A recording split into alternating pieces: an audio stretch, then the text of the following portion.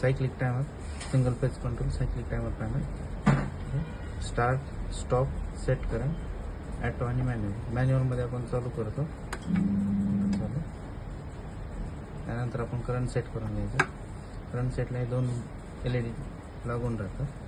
Motor चालू झाल्यानंतर 4 ampere जातं. ते 4 अँपिअरला आपण करंट सेट केलं.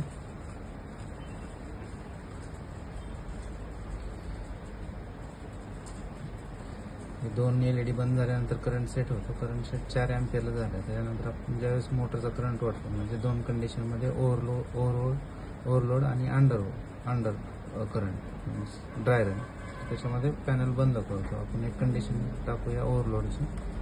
ज्यावेळेस करंट वाढेल त्यावेळेस ओव्हरलोडने मोटर बंद पडेल. ओके, ही झाली ओव्हरलोडने मोटर बंद झाली. आपण ही कंडिशन प्रूव्ह झाली. त्यानंतर आपण रिसेट करून घेऊ.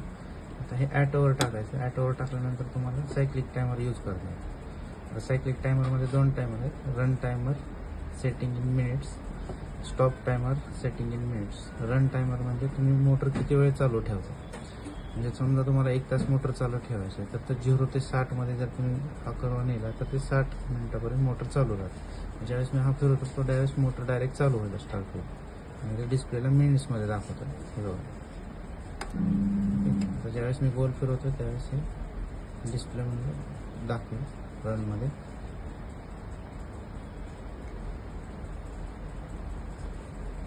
हे 0 पासून जसं मी गोल फिरवेल तसं 300 पर्यंत, जसं मी कमी करेल तसं तो मिनिट्समध्ये दाखवून देईल. 5 मिनिटापासून 0 केलं, मोटर बंद झाली. ओके, स्टॉप टायमर जर सेट करायचा असेल तर सेम. स्टॉप टायमर किती वेळ मोटर तुम्हाला बंद ठेवायची. ज्यावेळेस मी हा गोल फिरवेल त्यावेळेस ते स्टॉप दिसेल. हे खाली किती मिनिटामध्ये तुम्हाला सेट करायचं ते तुम्ही सेट करू शकता.